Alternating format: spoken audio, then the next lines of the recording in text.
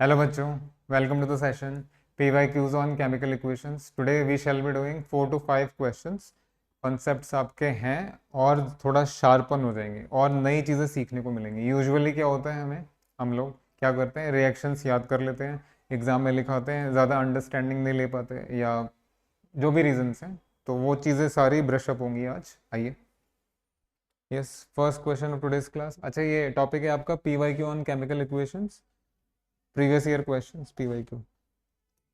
बेटा इसकी जगह आप केमिकल इक्वेशन या केमिकल रिएक्शन दोनों में से कुछ भी समझ लीजिए. चैप्टर तो पता ही है आपको, दोनों चीजें हावी हैं भाई. Sometimes chemical equation, sometimes chemical reaction, दोनों चीजें हैं. तो आओ जरा पहला question. Yes, CBSE 2023-24 assertion reason type question. बेटा यहाँ पे दो स्टेटमेंट्स लिखी हैं. तो सबसे पहले ऑप्शंस नहीं लिखे हुए. अगर आप लोगों ने कभी भी असर्शन रीजन वाला क्वेश्चन किया होगा तो ऑप्शंस किस तरह से होते हैं. पहला option A is true, R is true and R is the correct reason for A, ऐसे ही होते हैं. सेकंड ऑप्शन में A is true, R is true but R is not a correct reason for A. तो देखिए जरा क्या है, ध्यान दीजिए. देखिए इसका मतलब A is true, R is true, R implies A का मतलब R is correct explanation होगा हमारे टर्म्स में. A is true, R is true, R does not imply A मतलब R is not a correct explanation होगा. बात समझ गए. इसका मतलब A is true, R is false and यहाँ A is false, R is true. तो आइए जरा क्वेश्चन में बात करते हैं. बेटा असर्शन में पूछ रहा है वो, rusting of iron is endothermic in nature, और रीजन में बोल रहे हैं वो, as the reaction is slow the release of heat is barely evident. अगर आप दोनों को केयरफुली पढ़ेंगे तो जिस किसी ने ऑक्सीडेशन, रिडक्शन और कोरोजन वगैरह का टॉपिक ढंग से पढ़ा है, वो एक ही चीज़ है वो, तो बेटा वो भी थोड़ा आंसर देने में उसको भी परेशानी हो रही होगी क्लैरिटी के साथ कि विच ऑप्शन इज करेक्ट. वो ऑप्शन छोड़ दो, आप ऑप्शन भूल जाओ. आप बस दोनों स्टेटमेंट्स पे ध्यान दीजिए कि दोनों सही हैं या नहीं. पहले उनको एग्जामिन करते हैं. यहाँ कह रहे हैं एंडोथर्मिक और इसमें कह रहे हैं आप रिलीज ऑफ हीट. भाई देखिए हम सबको एक्सोथर्मिक और एंडोथर्मिक तो क्लियर ही है. एक्सोथर्मिक का मतलब होता है रिलीज करना, exit. Exothermic release of heat. तो ये स्टेटमेंट अपने आप में बता रहे हैं as the reaction is slow the release of heat, whenever they are talking about release of heat that means वो एक्सोथर्मिक की बात कर रहे हैं. यहाँ एंडोथर्मिक लिखा है. तो इतना पढ़ के ये तो समझ में आ गया कि ये दोनों स्टेटमेंट्स एक दूसरे के कॉन्ट्रेरी हैं, एक दूसरे को कॉन्ट्रडिक्ट कर रही हैं, दोनों ट्रू नहीं हो सकती. सेकेंडली कौन सा ट्रू है कौन सा फॉल्स से बात करते हैं. देखिए रस्टिंग ऑफ आयरन, अगर आपने कोरोजन पढ़ा है तो आयरन का कोरोजन होना यानी उसका रस्ट, जंग लग जाना, वो बहुत स्लो प्रोसेस होता है. कोई एक दिन में नहीं हो जाएगा, आपको भी पता है. वो इतना स्लो होता है कि हमें आंखों से नजर तो नहीं आएगा लेकिन हो रहा है. इट्स लाइक प्लांट ग्रो कर रहा है या हम लोग छोटे बच्चे ग्रो कर रहे हैं, वो नजर नहीं आता बट पता लगता है कि हाँ it is happening, it is happening. Same thing rusting of iron आपको दिखेगा नहीं बट होता रहेगा, वो तो बहुत स्लो है. अच्छा जी, रस्टिंग ऑफ आयरन एक तो बहुत स्लो हुआ, तो उसमें जो कुछ भी हो रहा होगा वो हमें नजर नहीं आएगा. ये मैं इससे रिलेट कर रहा हूँ, ये लिखा ना बेयरली एविडेंट. अच्छा जी, rusting of iron is an exothermic process. याद रखना, एक्सोथर्मिक, हीट रिलीज होती है.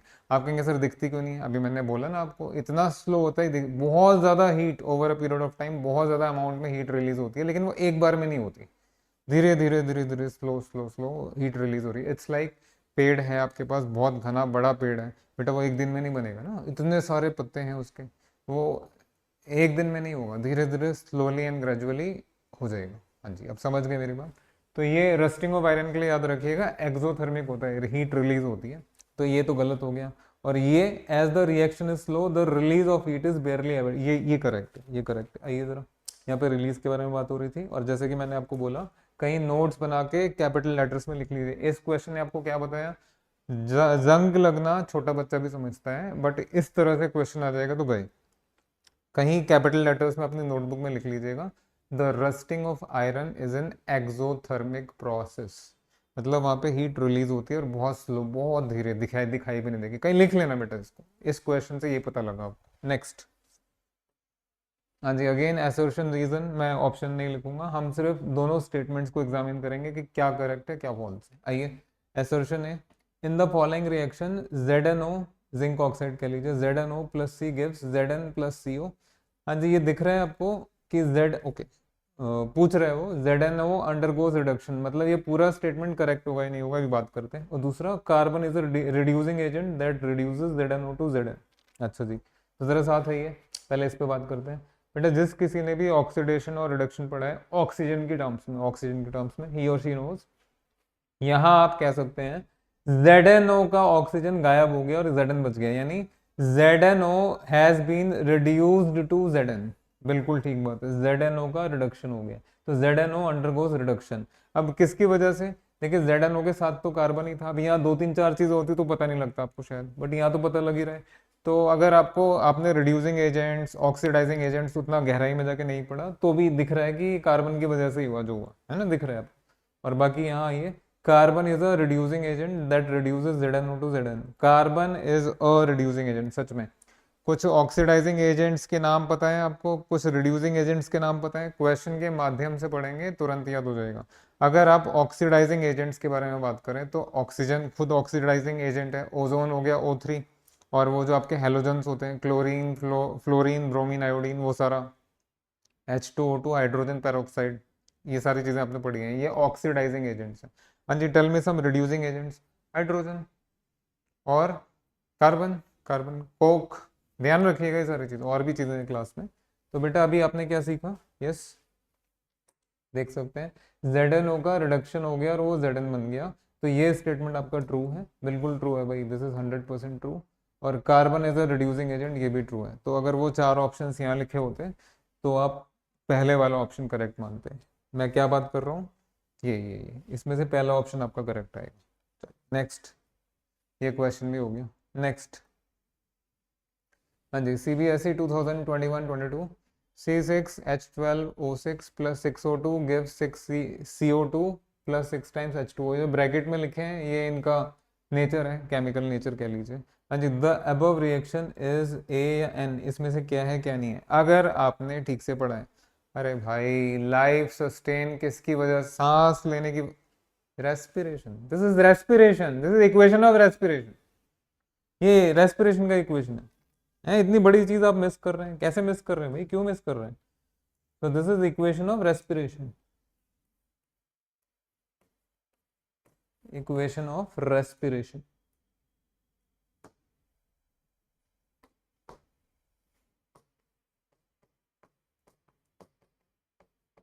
And for your kind information बेटा, अगर आपने ध्यान दिया है तो ये चीज ग्लूकोज है ना, ग्लूकोज है।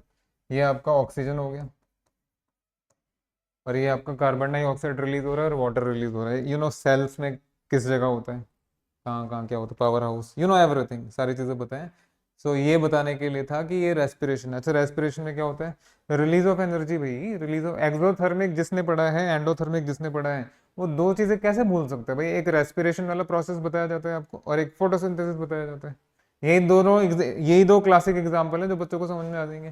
तो बेटा ये रेस्पिरेशन का इक्वेशन है, और रेस्पिरेशन एक एक्सोथर्मिक रिलीज करता है एनर्जी, है ना, तभी तो हम काम कर रहे हैं। एटीपी, एटीपी याद करिए जरा, प्लस एटीपी लिखना चाहिए था, लिखा नहीं, आप लिख दो, ये लो,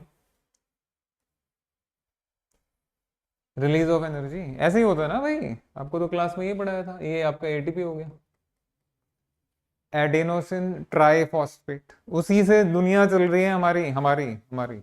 हाँ चलो, तो बेटा ये एक एक्सोथर्मिक रिएक्शन है, ये आपका करेक्ट है, बाकी सब बकवास, नॉनसेंस। एंडोथर्मिक नहीं, ये सब छोड़ दो। अगेन क्वेश्चन के माध्यम से, अगर आपने रेस्पिरेशन गहराई से नहीं पढ़ा है, जाके हमारे लेक्चर्स कर लीजिए। कभी भी जीवन में केमिस्ट्री में किसी चीज़ का प्रेजेंटेशन देना है, it has to be, it should be respiration over respiration. वो इम्प्रेस हो जाएंगे अगर आपने ठीक से दे दिया तो, हाँ जी, ठीक से प्रेजेंटेशन दिया तो इक्वेशन याद रखिएगा। Next thing, CBSE 2024, which of the following is a redox reaction but not a combination reaction. बेटा redox में क्या होता है? redox में RED अलग करिए और OX अलग करिए। redox में RED stands for reduction, redox में OX stands for oxidation. Yes, जिस इक्वेशन में दोनों चीजें दिखाई देंगी आपको, रिडक्शन भी दिखेगा, ऑक्सीडेशन भी दिखेगा, उसी को redox रिएक्शन कहते हैं। जरा यहाँ आना। यस, वो क्या पूछ के रहे, which of the following is a redox reaction but not a combination reaction. अच्छा जी, नॉट अ कॉम्बिनेशन रिएक्शन, अरे पहले वाला तो कॉम्बिनेशन है, दूसरा भी कॉम्बिनेशन है, तीसरा भी कॉम्बिनेशन है, बचा क्या? चौथा ही बचा। लीजिए, इसको कहते हैं सॉल्विंग विदाउट एक्चुअली सॉल्विंग। साथ ही है, first one is a combination reaction, yes, वो कह रहे हैं कॉम्बिनेशन रिएक्शन नहीं होना चाहिए। Second one is also combination reaction, third one is also combination reaction, it has to be the fourth one, ये लो। So this is not a combination reaction. आप कहेंगे रिडॉक्स, अरे नहीं समझ में आ रहे, रिडॉक्स तो छोड़ दीजिए, बाकी इसके हिसाब से आपने डिस्कार्ड कर लिया तो चौथा ऑप्शन करेक्ट है, फोर्थ ऑप्शन करेक्ट है आपका। अच्छा फिर भी अगर आपको वैसे अगर बात करनी है तो देखो भाई, थोड़ा सा तो मैं बता देता हूँ, अब आप स्टूडेंट्स हैं तो बेटा कुछ तो आपको करना ही पड़ेगा और कर ही लेना चाहिए। देखिए अगर आप ध्यान देंगे तो ये आयरन के साथ जो ऑक्सीजन था, Fe के साथ जो ऑक्सीजन था वो चला गया, तो आप ये कह सकते हैं भाई ये रिड्यूस हो गया, ठीक है। Fe2O3 has been reduced to Fe, और ये इसमें 3CO में जाके और मोर ऑक्सीजन ऐड हो गया, तो आप ये दिख रहा है आपको साफ साफ, सबको दिख रहा है कि ये आपका ऑक्सीडाइज हो गया। ठीक है, समझ में आ गया, क्लियर हो गया। तो दोनों चीजें तो हैं, क्या परेशानी है, आपके सामने सब कुछ। I hope this is very very clear to all of you. ठीक है बच्चे, समझ में आ गया। जिनको ये लग रहा था कि तीन ऑप्शंस करेक्ट नहीं है, चौथा ऑप्शन करेक्ट है, मार्क कर देते हैं, लेकिन दिल में लग रहा है ऑक्सीडेशन रिडक्शन कहाँ हो रहा है, वो भी बता दिया अब। ये Fe2O3 का Fe में कन्वर्ट होना, ये आपका रिडक्शन हो गया बिकॉज ऑक्सीजन हैज गॉन, और 3CO में जाके और ज़्यादा आपका ऑक्सीजन जुड़ गया है, तो ये इसका ऑक्सीडेशन हो रहा है। इस तो ओके, दोनों चीज़ें आ गई ना। नेक्स्ट, हाँ जी, CBSE 2023 भाई, ये क्वेश्चन बहुत ही ज़बरदस्त चीज़ है, बहुत ज़बरदस्त चीज़ है। क्या स्पेशल है इसमें, let me tell you. State whether the chemical reaction is a redox reaction, फिर से आ गया, और not, and justify your answer. बेटा इसमें तो आपको लिखना भी पड़ेगा, बाकी मैं थोड़ा बात कर लेता हूँ। Mn के साथ ऑक्सीजन है, लेकिन यहाँ Mn के साथ कोई ऑक्सीजन नहीं है, बढ़ गया। HCl में आपका Cl के साथ H है, ये देखिए Cl थोड़ा सा अलग हो गया, हाँ हालांकि Cl के साथ Mn भी आ गया, बट वो Cl का ऑक्सीडाइज होना या रिड्यूस होना नहीं होगा। ये यहाँ से आप कह सकते हैं कि ये Cl के साथ जो हाइड्रोजन था वो अलग हो गया है, Cl अलग हो गया, तो उस तरह से सोचो आप। Yes, let me tell you, अगर आपने, if you have gone through NCERT fully, पहले चैप्टर के बारे में बात हो रही है बच्चे, वहाँ पे तीन ही रिएक्शंस हैं जिसमें रिडॉक्स रिएक्शन के एग्जांपल्स बनाए गए हैं। तीन रिएक्शंस हैं, एक Zn को लेके हैं, एक CuO को लेके हैं, और एक ये।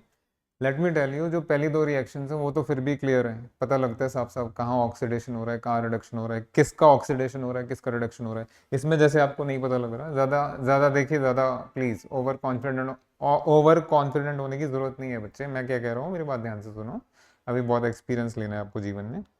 हाँ जी, इट इज़ दिस रिएक्शन जिसकी वजह से उन्होंने ऑक्सीडेशन का और रिडक्शन का डेफिनेशन हाइड्रोजन की टर्म्स में दिया, इसकी वजह से दिया, ये अटक रहा था, इसलिए ये इंटीग्रल पार्ट है, पुराने सिलेबस में भी था, नए में भी है, और आगे भी रहेगा ये वाला इक्वेशन। अब देखिए यहाँ पे हम क्या क्या कह सकते हैं, ध्यान से सुनना, बहुत ध्यान से सुनिएगा। हम बिल्कुल ये कह सकते हैं कि MnO2 का रिडक्शन हो गया, लेकिन अगर MnO2 में से Mn बिल्कुल अकेला चला जाता, तब आप कहते हैं ना कि MnO2 has been reduced into Mn।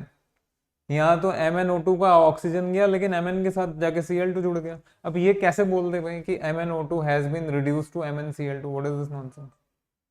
But बोलने को बोल सकते हैं, उन्होंने कंफ्यूजन ही ऐसे क्रिएट कर दी। इसी तरीके से ये आपका HCl है, अभी जैसे मैंने बोला, Cl जो है इसके साथ हाइड्रोजन था, अब ये Cl आपका अकेला है, इसके साथ हाइड्रोजन नहीं है, तो आप ये इस फैक्टर का बेस इसके साथ बना के बोल सकते हैं, काफी कुछ बोल सकते हैं। आप कह सकते हैं Cl का ऑक्सीडेशन हो गया, क्यों, हाइड्रोजन की टर्म्स में ना, हाइड्रोजन की टर्म्स, वही वही यही सारा फंसा हुआ है। नहीं सर, हम ऐसा करते हैं, ये वाला उठा के इसके साथ रिलेट करते हैं। बेटा आप कुछ भी किसी के साथ रिलेट कर दीजिए, आप कह सकते हैं यहाँ हाइड्रोजन के साथ Cl है, यहाँ हाइड्रोजन के साथ O आ गया, यानी हाइड्रोजन का ऑक्सीडेशन, आप सब कुछ कह सकते हैं। इट इज दिस इक्वेशन जिसने मजबूर कर दिया कि भाई ऑक्सीडेशन और रिडक्शन का डेफिनेशन आपको हाइड्रोजन का यूज करके भी बनाना पड़ेगा, नहीं तो अटका रहेगा मामला। मैं इसके रेफरेंस में एक और एग्जांपल आपको देना चाहता हूँ। बेटा हम सभी लोग डेली यूजेज में टमाटर लेते हैं, टोमेटो, है ना। अब आप मुझे ये बताइए, जो आपका टोमेटो है वो बेटा वेजिटेबल में आएगा या फिर फ्रूट में आएगा, फटाफट से बताओ। तो आप इमिडिएटली कहेंगे फ्रूट, नहीं नहीं, वेजिटेबल। अगर अगर अगर आप लोग फ्रूट कह रहे हैं कि हमारा जो टोमेटो है वो फ्रूट होना चाहिए, ठीक है, फल होना चाहिए। बेटा एक बात बताइए, suppose there is a fruit shop, सिर्फ जो फ्रूट ही रखते हैं, क्या उसकी शॉप में आपको टमाटर मिलेगा, बिल्कुल नहीं मिलेगा। तो आप कह रहे हो फ्रूट है, जबकि वो फ्रूट शॉप में होता ही नहीं है। फ्रूट शॉप की बात हो रही है, मिक्स्ड शॉप की बात नहीं हो रही। आप समझे मैं क्या कह रहा हूँ? तो टमाटो ऐसी चीज़ है ना कि समटाइम्स उसको फ्रूट माना जाता है, समटाइम्स उसको वेजिटेबल माना जाता है। टैक्स का भी चक्कर है, जो हमारे स्टेट्स हैं उनकी बाउंड्रीज का भी चक्कर है, उसके कंपोजिशन का भी चक्कर है, टोमेटो के कंपोजिशन का, जो केमिस्ट्री में डेफिनेशन है फ्रूट की, जो केमिस्ट्री में डेफिनेशन है वेजिटेबल की, दोनों चीज़ें आ रही हैं, फंस रही हैं, एक दूसरे को टकरा रही हैं। वो कह रहे हैं नहीं इधर लेके चलो उधर लेके चलो, तो दोनों ही मान लिए, चलो भाई दोनों मान लेते, दोनों में आता है वो, दोनों में सच में दोनों में आता है। ऐसे ही है, मैं फिर रिपीट करना चाहूँगा, इक्वेशन में इतना मैंने बोल दिया, इसकी वजह से ऑक्सीडेशन और रिडक्शन का डेफिनेशन हाइड्रोजन के टर्म्स में भी बनाना पड़ गया, नहीं तो ये कभी हो ही नहीं पाता। अच्छा, इतना बोलने के बाद जरा देखिए मैं क्या क्या लिख रहा हूँ। MnO2 is getting reduced. हाँ जी, बोलने वाले कहेंगे कि रिड्यूस किस में हुआ, मैं क्या बताऊं भाई किस में हुआ रिड्यूस। लिख दीजिए MnO2 has been reduced to MnCl2, but हाँ कंफ्यूजन रहेगा ही रहेगा, मत लिखो, इतना रहने दो। उसके बाद HCl इज गेटिंग ऑक्सीडाइज, जैसे कि मैंने बोला था, अगर आप HCl को H2O के साथ लिंक कर रहे हैं, है ना, हाइड्रोजन के साथ Cl था, अब हाइड्रोजन के साथ O आ गया, तो आप कहेंगे हाइड्रोजन ऑक्सीडाइज हो गया। या फिर अगर आप HCl को Cl2 के साथ रिलेट कर रहे हैं, तो आप कहेंगे Cl के साथ हाइड्रोजन था, लेकिन अब Cl के साथ हाइड्रोजन गायब हो गया, यानी Cl का ऑक्सीडेशन हुआ है। आप समझे?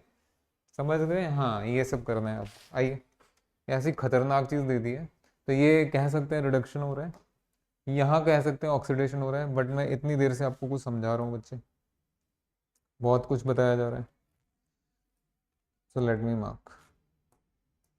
आप इसको इसके साथ भी रिलेट कर सकते हैं, please please do not take anything literally. जितना आपका दिमाग है भाई, पढ़ाई करना ये कॉन्टिन्यूस प्रोसेस है, एक दिन का काम नहीं है। चीज़ें, नई नई चीज़ें आती रहती हैं, आगे भी आएंगी, मे बी आगे वाले लोग नई चीज़ें ढूंढ के दें आप।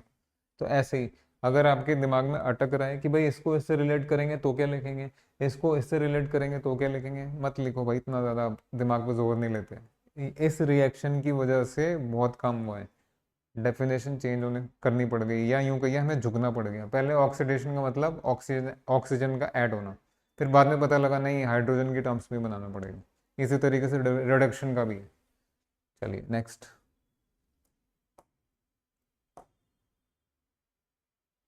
आई am sorry.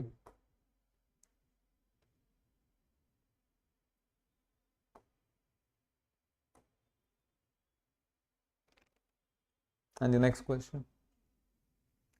CBSE 2019, classify the following reactions into different types. कह रही है आप आराम से कर लेंगे, आइए ज़रा साथ में।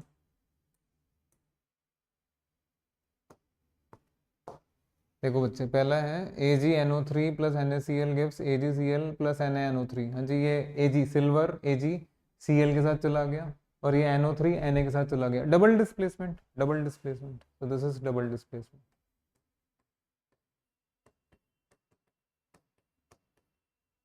नेक्स्ट, ये दोनों कंबाइन होकर सिंगल प्रोडक्ट बना रहे हैं, कॉम्बिनेशन रिएक्शन। जिसने टाइप्स ऑफ रिएक्शन किया है वो तो तुरंत पहचान लेगा, this is the combination reaction.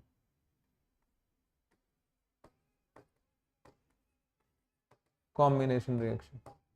हाँ जी, नेक्स्ट थिंग, ये एक सिंगल आपका कंपोनेंट जो है ये दो में ब्रेक हो रहा है, डिकम्पोजिशन, डिकम्पोजिशन, ये triangle thermal decomposition, so this is thermal decomposition।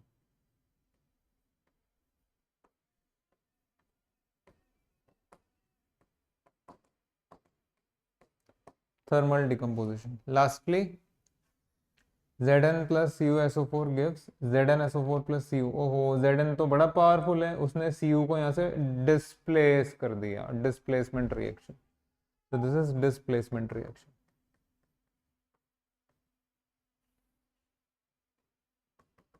Displacement reaction, ठीक है, क्लियर हो गया।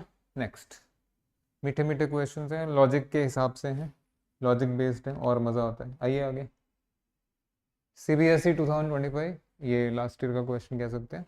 Balance the following chemical equation, Zn plus H3PO4 gives Zn3PO42 plus H2। हाँ जी, इस तरह के इक्वेशंस को बैलेंस करने के लिए क्या रूल था, जो पूरे इक्वेशन में जो सबसे कॉम्प्लिकेटेड टर्म है उसको उठाइए, उसको बैलेंस करेंगे दोनों तरफ, उसके सारे सारे पूरा इक्वेशन बैलेंस हो जाएगा।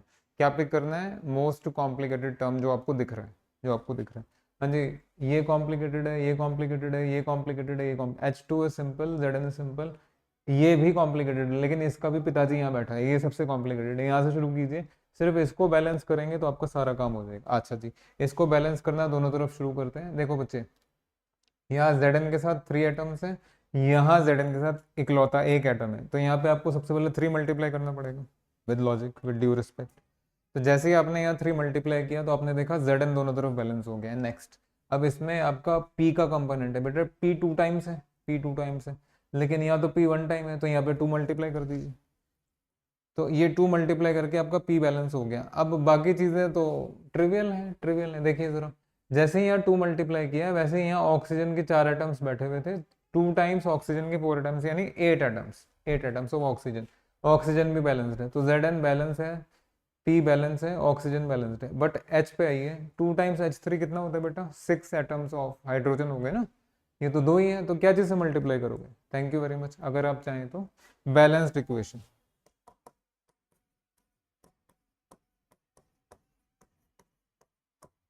यस, ये स्केलेटल थी, अब ये बैलेंस्ड है।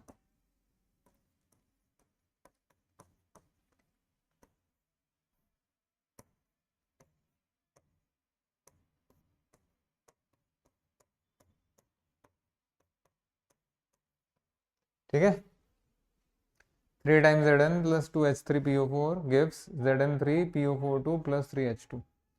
ओके, ये आ गया आपका balancing. Next thing, next thing, हाँ जी, ये इसी साल का क्वेश्चन है, CBSE 2026, ज़्यादा नहीं, 2-3 महीने पहले ही का, 2 महीने ही में होंगे बस। हाँ जी, in the following equation x times KL plus H2O2 gives L2 plus y times KOH। Okay, हाँ जी, ये x है और ये आपका y है, फिर आपसे x और y पूछ रहे हैं। देखिए भाई, हमने केमिस्ट्री में ये पढ़ा, अगर कोई केमिकल इक्वेशन आपको दी हुई है तो ऊपर वाले की कृपा से, नेचर की दया से वो बैलेंस्ड होनी चाहिए, बैलेंस्ड होनी चाहिए। अगर आपको दोनों तरफ बैलेंस बनाना है तो आपको दोनों तरफ K atom, L atom, H atom और O एटम दोनों तरफ बैलेंस होना चाहिए। आइए ज़रा शुरू करते हैं। यस, फॉर बैलेंसिंग ये 4 चीज़ें आपके पास, K atom, L atom, H atom, O atom. हाँ जी, K का कंपोनेंट दोनों तरफ, यहाँ K का कंपोनेंट X एटम्स और यहाँ K का कंपोनेंट Y एटम, दोनों को कंपेयर कर लो, X इक्वल टू है, मतलब X और Y बराबर होने चाहिए। वो X और Y का वैल्यू पूछ रहे हैं ना। हाँ जी, इन 4 ऑप्शंस में से कहाँ कहाँ बराबर है? यहाँ बराबर है, यहाँ बराबर है, लेकिन यहाँ और यहाँ बराबर नहीं है। दैट मीन्स B गया और C भी गया। क्या क्या ओपन है अभी? A is open, D is open, ठीक है, बी और सी नहीं हो सकते। हाँ जी, फिर एल देख लीजिए, मे भी शायद कुछ और चीज़ें आ जाए। हाँ जी, एल जैसे ही कंपेयर करेंगे, यहाँ पे, यहाँ एल में एक्स है और यहाँ एल में 2 है, तो x equal to 2। I think आप समझ गए। अगर एक्स 2 है और एक्स और वाई बराबर है, तो बेटा यहाँ से क्या पता लगा? एक्स और वाई 2 के बराबर है, x and y 2। Clear? Logic based पढ़ाई करोगे तो फिर मज़ा ही आ जाएगा। लीजिए, हो गया ख़त्म। कितना प्यारा क्वेश्चन था। सो आई होप दिस सेशन ये फुल ऑफ नॉलेज रहा होगा आपके लिए, फुल ऑफ कंसेप्ट्स रहा होगा। ऐसी क्लासेस आपको और देते रहेंगे हम, साथ जुड़े रहिएगा। रिकमेंड ज़रूर कीजिए, सब्सक्राइब ज़रूर कीजिए और अच्छे अच्छे कमेंट्स ज़रूर, वो तो बहुत ज़रूरी है बेटा, वो पूरा मोटिवेशन का काम करते हैं। चलिए, all the very best, thank you very much, thank you.